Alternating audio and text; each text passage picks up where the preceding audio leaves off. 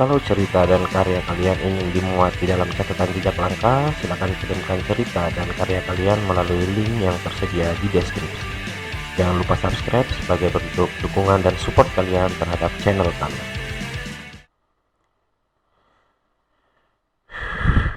Nyalain rokok dulu ya.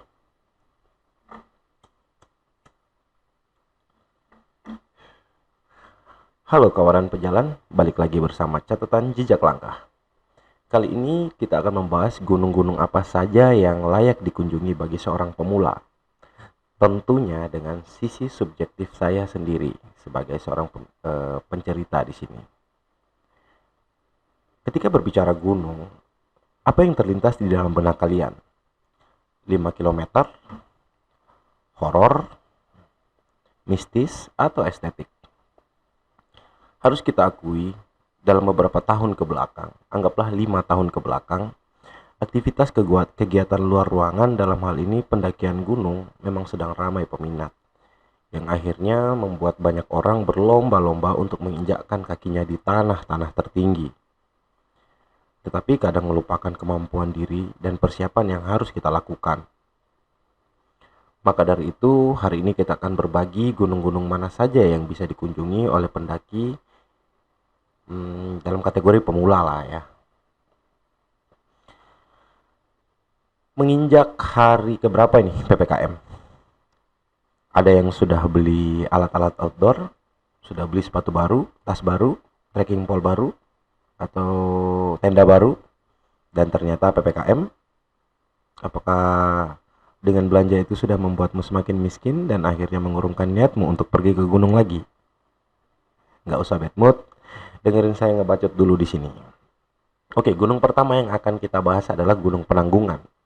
Kenapa saya mengatakan Gunung Penanggungan masuk dalam kategori pertama di sini? Karena dalam skala ketinggian Gunung Penanggungan itu masih dikatakan gunung yang tidak terlalu tinggi. Saya bilang hanya berkisar di sekitaran 1600-an meter di atas permukaan laut.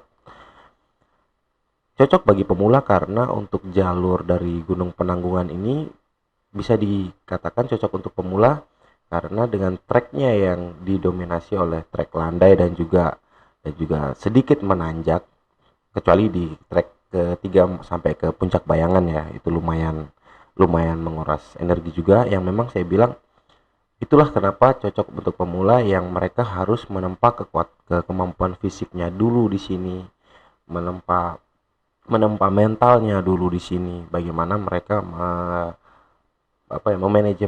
manajemen kemampuan fisik dan mentalnya dulu di sini untuk Gunung Penanggungan. Gunung Penanggungan ini ada di kawasan Trawas ya, Mojokerto. Kalian bisa mengakses Gunung Penanggungan dengan melalui dua jalur, yaitu lewat jalur pintu masuk melalui air terjun Jolotundo ataupun lewat pintu masuk dari Tami Ajeng. Kalau saya merekomendasikan bagi teman-teman yang pemula lebih baik menempuh jalur lewat pintu masuk dari Tami Ajeng. Kalau memang mau mencoba untuk melalui Jolotundo, mungkin di pendakian kali kedua dan kali kesekian kalian di Gunung Penanggungan, kalau memang mau mencoba jalur Jolotundo. Untuk jalur Tami Ajeng saya pikir cukup oke lah untuk teman-teman yang pemula, karena di sini teman-teman sudah diberikan trek yang lumayan terbuka, banyak sign in untuk menuju ke arah puncak ataupun panduan-panduan arah untuk melakukan pendakian gunung ini tadi. Untuk gunung yang kedua yang saya rekomendasikan adalah Kawaijen. Kenapa Kawaijen? Karena Kawaijen ini merupakan salah satu gunung yang saya pikir cukup oke juga. Kembali lagi, gunung ini juga sudah termasuk dalam gunung wisata yang pada akhirnya ramai dikunjungi juga orang tanpa harus ribet mempersiapkan banyak persiapan prosedural pendakian gunung yang spesifik lah ya.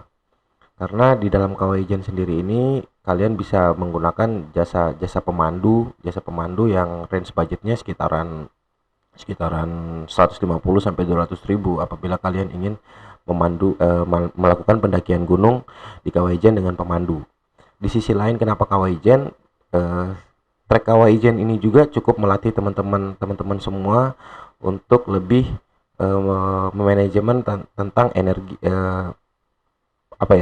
energi kita lah, kurang lebih seperti itu, energi kita dalam melakukan reach to post lah, kasarannya seperti itu. Bagaimana kita manajemen waktu kita untuk sampai ke puncak. Dan di puncak Kawah Ijen ini sendiri juga, kalau memang kawan-kawan beruntung, teman-teman bisa menyaksikan salah satu fenomena alam, yaitu blue fire yang cuma ada 2 di dunia ya. Yang satunya antara di Finlandia kalau saya lupa, itu yang dimana pokoknya di luar negeri.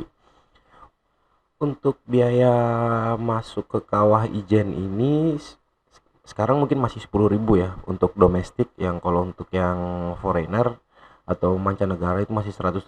Untuk akses ke Kawah Ijen juga ini saya pikir sudah cukup mudah karena kita bisa mengakses langsung ke Banyuwangi. Juga tiket masuknya yang saya bilang tadi masih murah juga, saya bilang cukup bisa dijangkau dengan, kalau kita estimasi perjalanan dari Surabaya tidak terlalu melelahkan juga sebenarnya untuk Kawah Ijen. Untuk gunung selanjutnya yaitu Gunung Butak. Kenapa Gunung Butak? Padahal kan ada banyak gunung. Gunung Butak sendiri ini saya bilang spesial bagi seorang pemula karena treknya yang lumayan panjang. Tapi juga landai. Karena kalau kita naik lewat Kota Batu, Kabupaten Malang, kita bisa mengakses Gunung Butak ini setelah kita mengitari Gunung Panderman dengan melewati batas-batas vegetasi perkebunan dengan trek yang cukup landai, yang saya pikir bagi teman-teman pemula dengan manajemen logistik yang mungkin sedikit diperhitungkan, saya pikir teman-teman pemula bisa cukup untuk mengakses Gunung Butak ini sendiri. Selain treknya yang tergolong mudah, ketiga gunung yang saya sebutkan tadi itu juga mempunyai harga tiket masuk yang masih tergolong murah banget juga ya, masih sekitaran 10.000 hingga 15.000 per orangnya ketika melakukan pendaftaran untuk melakukan pendakian. Untuk prosedural yang wajib dipenuhi, saya pikir untuk keumuman tetap kita harus menyertakan surat kesehatan, karena apabila semudah apapun gunung, apabila terjadi hal-hal yang di luar perkiraan kita ataupun yang tidak kita inginkan, itu cukup membantu bagi teman-teman ranger ataupun yang nantinya akan berkoordinasi dengan tim-tim yang akan mengevakuasi apabila memang terjadi hal-hal yang tidak diinginkan. Jadi jangan pernah punya kebiasaan memalsuin surat-surat kesehatan. Jangan kurang ajar lah ya, ngerepotin orang banyak. Kamu ini udah datang ke daerahnya orang, datang ngerepotin, yang akhirnya kalian ujung-ujungnya nyalahin dedemit sana ataupun kemistisan daerah tersebut. Jangan seperti itu. Mari memegang prinsip sebab akibat. Saya nggak mau baca buku, ya saya goblok, kurang lebih seperti itu. Demikianlah gunung-gunung yang saya rekomendasikan menurut subjektif saya: Penanggungan, Kawah Ijen, dan Gunung Butak. 3 gunung ini yang menjadi rekomendasi saya ketika teman-teman akan melakukan kegiatan luar ruangan nantinya apabila PPKM ataupun pandemi ini sudah benar-benar mereda. Oke, sampai jumpa di perempatan dekat patahan pohon.